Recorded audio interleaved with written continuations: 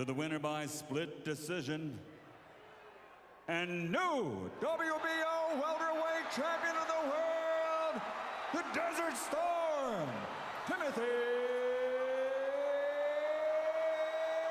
Bradley.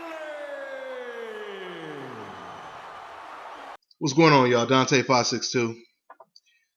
Just wanted to give you guys a little bit of an update of Manny Pacquiao's situation. For those of you who don't know, Manny Pacquiao had a meeting with Bob Arum, and according to Bob Arum, Manny Pacquiao, he told Bob that he wants the Mayweather fight next. In return, Bob told Manny that we can't make that fight by November. We don't have enough time to market a fight at that magnitude with Floyd Mayweather's unfortunate situation at the time. So because of that, they're going to most likely go into Plan B. Now, Plan B would obviously be either a fourth fight with Marquez or a rematch with Tim Bradley. Now, let me reiterate and go back to what I said in my last post-fight Bradley Pacquiao video. I told you guys that I told you guys that Manny Pacquiao, he wants no part of Tim Bradley in a rematch. You can disregard what you heard Manny Pacquiao say a couple of days ago. You know, the word was that Manny Pacquiao, once he found out that the WBO had a panel of 5 judges who actually scored the fight in favor of Manny Pacquiao, that's all of a sudden when Manny Pacquiao said now he has enough confidence to fight Bradley in a rematch, and he's telling the Pacquiao fans that we're going to get that belt back. That's bullshit. Okay? This proves once again Manny Pacquiao wants no part of Bradley. Bob Arum wants no part of Bradley. Right? That eliminates the theory of this being a possible rigged fight, by Bob Arum. Because, like I said, there is no rematch on the table right now. You know what I mean? If this, like I said before, if this was a rigged fight, the rematch they would have damn near already had a press conference for the rematch. Okay? Bob Arum would have already said it. It's official. November, September, whenever. The rematch is next. Bob doesn't want a rematch, so we know that fight wasn't rigged. On top of that, speaking of, the fight possibly being rigged or if it was a gift decision or a robbery, the outrage, all of this stuff we keep talking about. Understand this, guys. Dwayne Ford and CJ Ross, the 2 judges that scored the fight for Tim Bradley. Keep in mind, Dwayne Ford is the same judge that scored the fight 115 to 112 in favor of Manny Pacquiao against Juan Marquez. CJ Ross is the same judge who had Manny Pacquiao winning the fight by a shutout against David Diaz. Okay?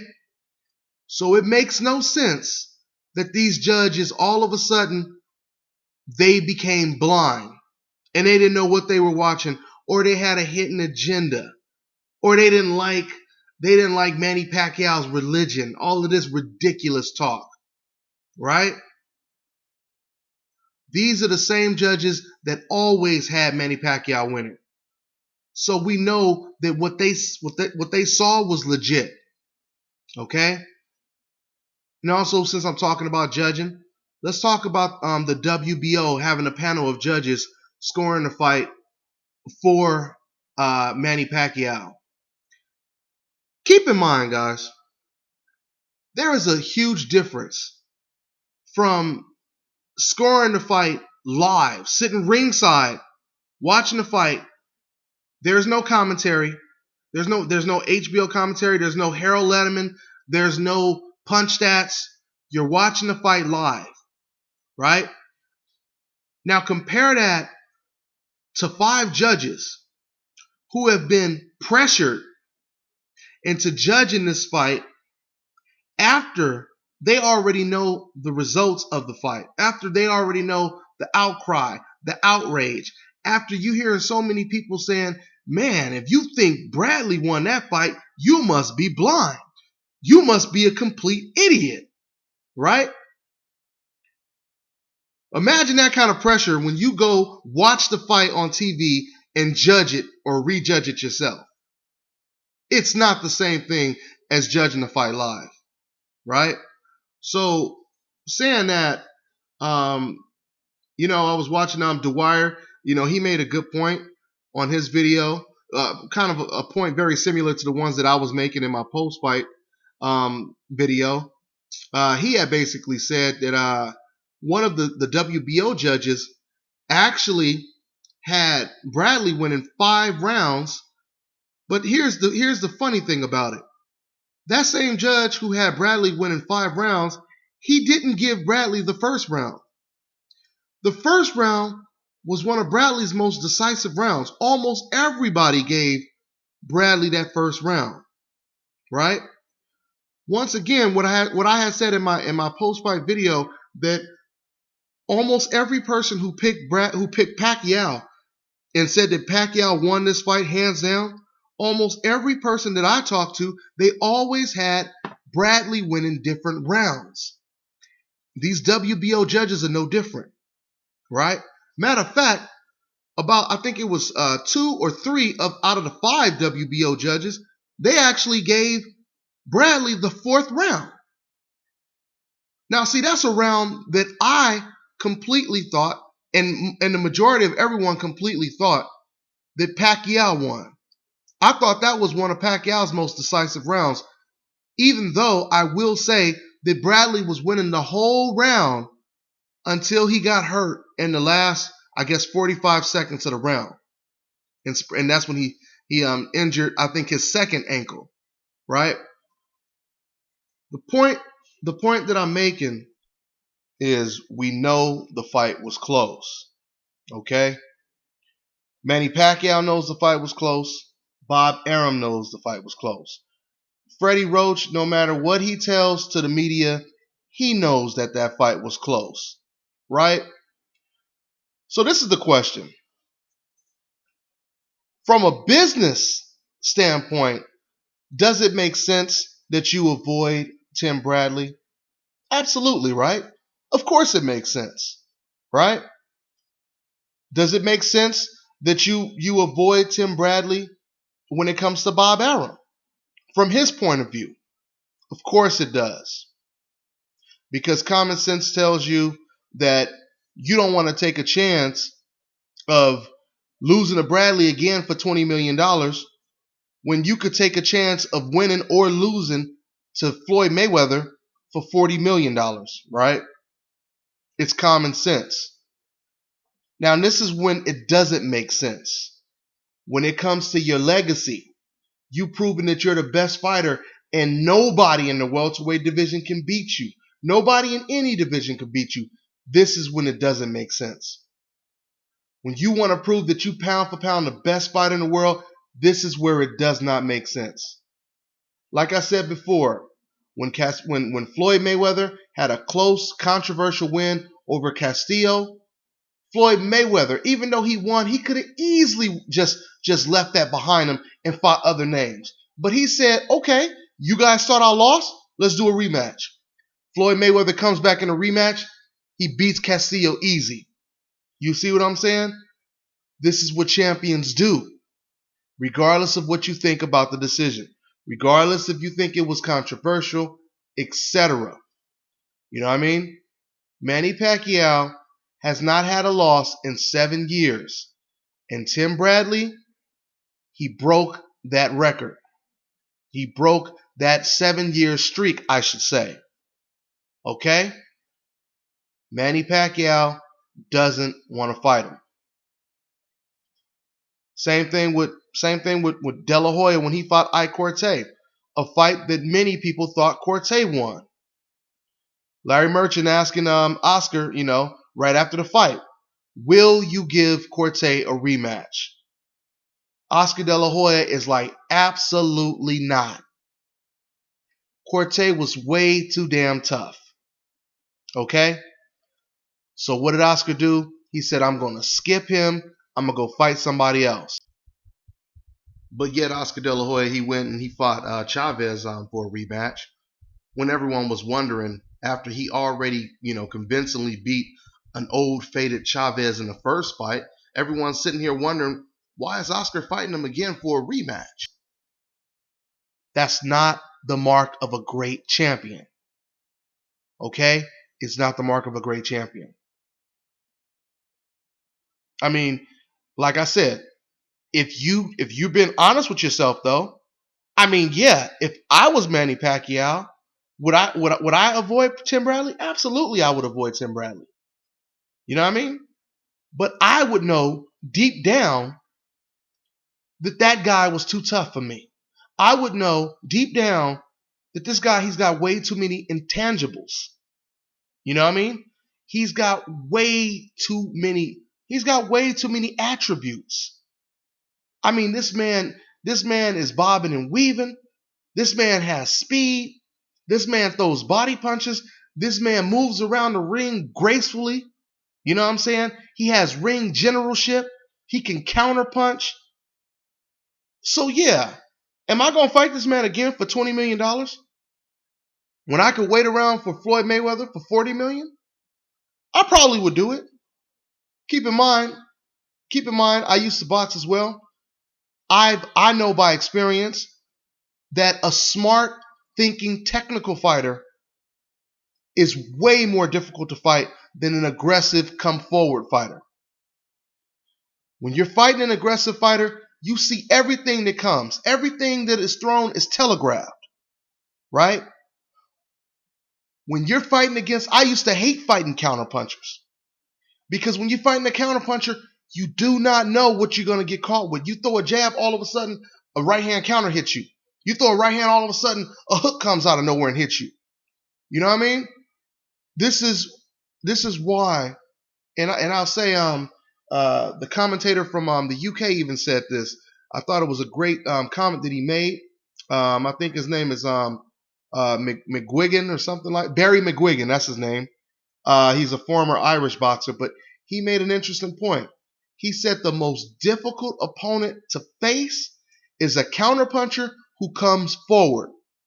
And this is absolutely true. I totally agree. Okay? So saying that, yes, it makes sense that Manny Pacquiao doesn't face Tim Bradley, but his legacy is on the line. Okay? Now let's talk about Marquez for a quick second.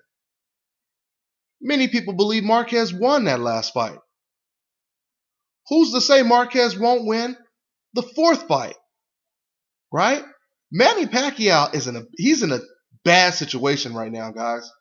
He's in a terrible situation. I feel bad for him because he could try to play this, I'm going to duck Bradley and fight Marquez, but many people think Marquez beat him. I mean, and you would be a fool to think that Marquez is not studying this Bradley fight. You know, this is just more on top of the blueprint that Marquez already had on Pacquiao, right? So there's no guarantee that Manny Pacquiao can even beat Marquez. If Marquez would have stepped on the gas a little bit more in the last two rounds, I think he would have got the fight. Even though, and see, this is the double standard, you know what I mean? Because even though when I looked at the scorecards, I think one or two of the judges, they had Pacquiao up so far in that fight that even if Marquez would have won the 12th and the 11th, he still wouldn't have won the fight. I think it would have actually been a draw or something like that. But nevertheless, Marquez has a very good chance to beat Pacquiao. Tim Bradley, as far as I'm concerned, he beats Manny Pacquiao hands down. He beats him. The only chance that Manny Pacquiao has is if he closes his eyes and he wings that left hand. And when he opens his eyes, Bradley is on the ground. That's his only chance of winning that fight. I give Bradley a much better chance of winning of beating Pacquiao in a rematch than I do Marquez, but I give Marquez a chance as well. The only reason I say that is because Marquez is a great counterpuncher, but he relies too much on solely counterpunching. See, Tim Bradley, he will counterpunch and he will go in inside. You know what I mean? And when Pacquiao's not doing anything, Bradley is constantly popping him with jabs and pushing the envelope in the fight. You see? So, like I said, man, I would not be surprised if Manny Pacquiao just tries to skip November and just wait for Floyd Mayweather to come out of prison, or jail, I should say. He's in a bad situation. He's in a bad situation. I predict Marquez and Bradley both beat Manny Pacquiao. It was bad business on the part of Manny Pacquiao and Bob Arum to turn down that $40 million. Look what happened. You know what I mean? Floyd Mayweather makes $45 to $50 million against Miguel Cotto. Floyd Mayweather, he calls up Manny Pacquiao directly on his cell phone to try to make a fight. He calls up Manny saying, come on, man, let's go ahead and make this fight, man. I'm going to give you $40 million. I'm going to wire you $20 million in the next three days. I'll give you the rest when the contract is signed. And guess who hangs up the phone? Manny Pacquiao hangs up the phone. Doesn't that strike you as fucking weird? You know what I'm saying? And you got cats, Pacquiao fans sitting over here. Oh yeah, man. Mayweather's afraid, man. Mayweather's afraid. When in history have you ever, in the history of boxing, heard of a scared fighter ducking someone else and calling them directly on the phone to fight? Man, I wish I had scary people calling me up offering me $40 million to fight them. I wish I had a scary dude offering me $100 to fight him. This is why Pacquiao fans are looked at as non-boxing fans. Not all of them. But this is why a vast majority of people who think like this, they are not considered people who really know the sport. You know, everyone says it all the time, and it's largely true. The majority of Pacquiao fans, they never had even watched a boxing match until Manny Pacquiao came along. You know? So, going back to this negotiation situation, Manny Pacquiao, he turns down the offer. Instead, he fights an undefeated, young, hungry, very natural athletic Tim Bradley for less than $20 million. I believe they said he got $20 million for the fight, but of course after Bradley gets his cut, of course after Bob Arum gets his cut from Manny Pacquiao, Pac is only walking home with about probably 10 to 12 million. When he could have got 40 million from Floyd Mayweather, and it would have been the type of victory if he could beat Floyd Mayweather, which I don't believe he can, but if he could beat him, it would be the cherry on the sundae when it comes to his legacy, right? But he didn't do that, right? He didn't do that. Instead, he chose Desert Storm Tim Bradley, and Tim Bradley beat him according to the judges. No matter how the decision is perceived, Tim Bradley beat him. Tim Bradley is still undefeated. Okay? And let me say another thing about Tim Bradley. See, I give Tim Bradley more credit than I give Manny Pacquiao. Let me explain to you guys, because I know as soon as you guys hear that, some of you Pacquiao fans is like, what the hell? Let me explain what I mean. Tim Bradley, he was the one that was more interested in a rematch than Manny Pacquiao was. If he truly felt that he could not beat Manny Pacquiao, Bradley could have easily left and turned it down and said, I don't need to fight Pacquiao again. I already beat him. No matter what the media and HBO, got the public to think, what I'm saying? I'm still undefeated. The truth is, Tim Bradley, Tim Bradley doesn't really need Manny Pacquiao because Tim Bradley has other options, just like Pacquiao has other options. Tim Bradley, he could easily go fight Amir Khan, which would be a huge stepping stone for his career. He could fight undefeated Brandon Rios with a built-in Mexican fan base. And both of these fights are going to amplify his stature in the sport. Okay?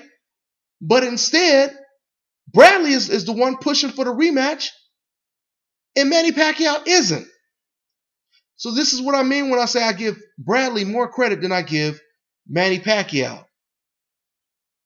You know, Bradley is that type of person who's, you guys know, Bradley, his best attribute is his determination, his drive. You know what I'm saying? You just can't say no to a person like Tim Bradley. He's going to keep going against the grain. Right? Tim Bradley said, okay, HBO, you tell the whole world that I lost the fight. Okay, fine, let's do it again. Just like Floyd Mayweather said, okay, HBO, Jim Larry, you guys telling everybody I lost the fight? Okay, fine, let's do it again. That's what Tim Bradley did. That is not what Manny Pacquiao is doing or attempting to do. He's trying to do everything possible to avoid this fight. Like I said before, if I was in Manny Pacquiao's shoes, hell yeah, I would do the same thing. I would avoid Tim Bradley, but I would know in the back of my head that I truly was not the best because there were guys out there who I had questions if I could beat. Okay? So let me go back to this Mayweather-Pacquiao situation.